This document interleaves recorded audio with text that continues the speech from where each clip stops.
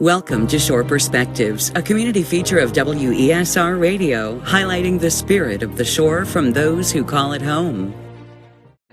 Tracy Chareas, and we live in Locustville, Virginia. So Saltwater Flower Farm was originally Riverview Farm in Byfield, Massachusetts. My husband and I moved down here about a little more than 3 years ago from Massachusetts. We were looking for a quieter life, better cost of living, and a better place to raise our kids.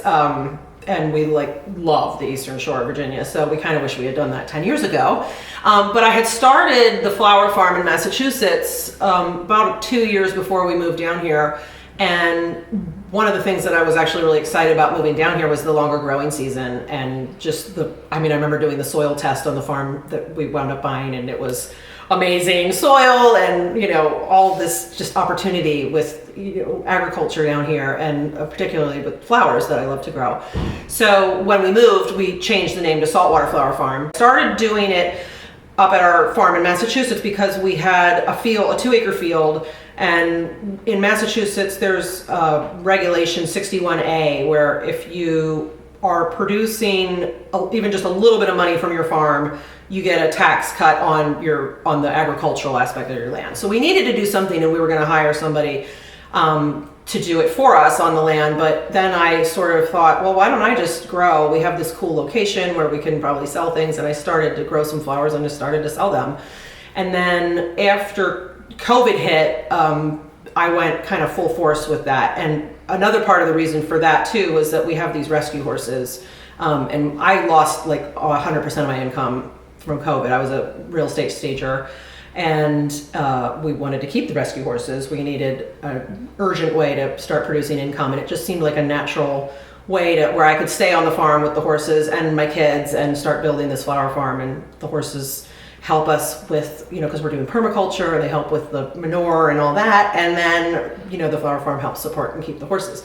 So when we moved down here, I knew I wanted to keep that going and grow it, and it has been an awesome place to get going with. When we got this property in Locustville, it's right on Drummondtown Road. It has this really beautiful church next to it that is so picturesque, and because we have the horses too, I have always sort of had this dream that people could come and just be on the farm and experience how peaceful and lovely. We're always getting feedback about that when people do, even just friends come to visit. So I was really excited about that farm for that reason. And the central location is great. So I started to do some more research about you-pick farms, in particular cut flower farms, because I was a little nervous.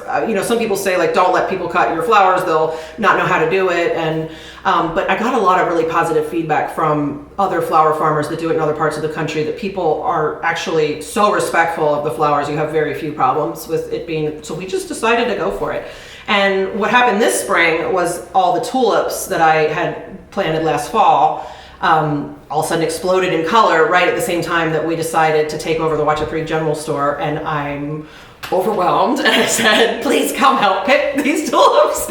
And people have loved it, and we have loved it. And even my kids have said, it's so nice to see people out in the field taking pictures with their kids. It's making them so happy. And yeah, so we're so encouraged, and that's definitely going to be a huge aspect of it going forward, where people can come to the farm. I have thought about this, going into this flower farming thing.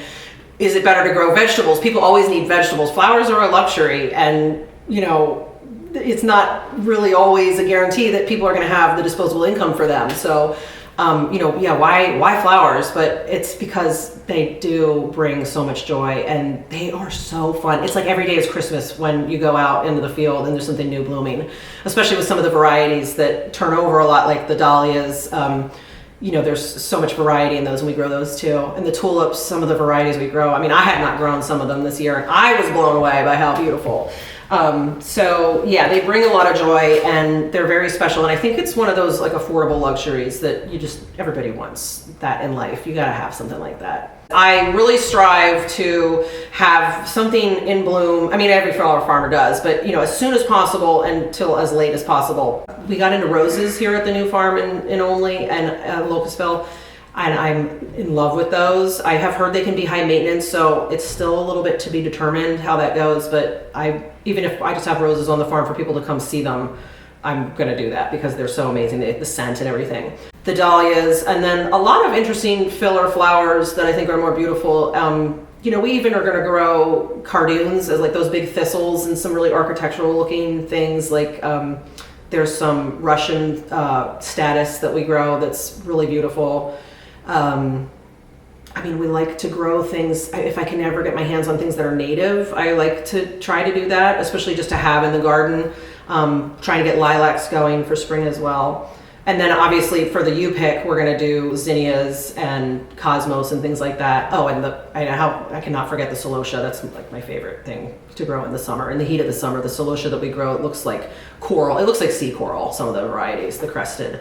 So we're going to do that. And then what I really also want to get going, and we've been talking to some of the other flower farmers, because we are working with a lot of the other flower farmers in the area too, to kind of collaborate, share information, and buy product from each other when we need it.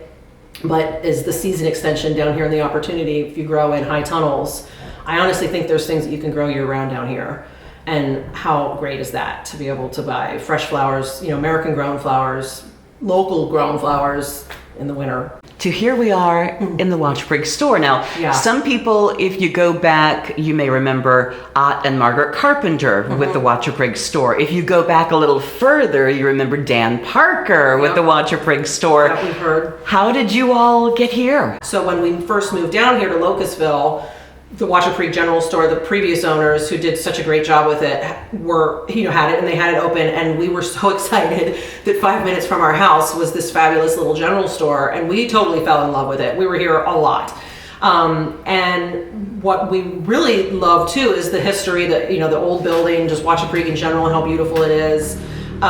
We love old houses and antique things. We were drawn to this building, and when we heard that they were closing, we were devastated. I was particularly devastated that it wasn't going to be here. And I have to tell you, I just reached out on a whim, because they had also said, and I should say that they said in their post, if anybody's interested in taking it over. So I just reached out and I said, I just want a little more information. It was really kind of crazy to even go there, because I have the farm that we're trying, like I said, it's still in startup mode. It's very busy. I have 2 young children. We do not have family in the area. We don't have a lot of help. But something kind of said to me, like, reach out. And so I let the girls know, how much we loved it, that I was devastated it was closing, and that I had run a retail shop. I had some retail experience. I had run a retail shop for about 15 years in Boston. And my husband had restaurant experience. It had been a while, but he had run his father's restaurant when he was younger. So, something about that must have sparked something in them. So they reached back out to me, and we got together and met, and it was very reasonable. The landlord is fabulous and really wants somebody to succeed here. And we agonized over it for a couple weeks, but decided to go for it. And I really think the history of it, and every positive thing that we've heard about how people have loved it for so many decades. It's been here since we had been told by one person in 1870. Makes it so exciting. And so there's no more agonizing. We're just doing it. We're going for it. And I think one of the things that must have been sticking in my mind was that I was struggling and worrying a little bit about only having the farm and the flowers be, the flower business is tough. And can it really produce enough to support the horses, to support the family? Having a retail outlet where we have that secondary backup and a place where people can come. In the winter, nobody's coming to pick flowers in our field. Also, we're actually not sure how we can ever get infrastructure to have people do that in the future on our farm. So here is a place where people can come get a coffee, grab a plant or flower in the winter, in the summer, whatever they want. And I think there's a synergy there that's pretty neat. We're going to have a small amount of like farm market items and a little bit of your basic, not a grocery store, but things like bread, milk that the locals can get, eggs, butter, sugar, things that you always need. And then hopefully like a farm market aspect to like local foods. And we hope to cook with some of these things a little bit and have specials so that people, I know when people do CSAs or they're buying from farm markets, sometimes it's a little intimidating. What do you do with this vegetable? What do you do with this Swiss chard or something? And so we might, have some examples of things that you can do with it, that you can buy prepared foods.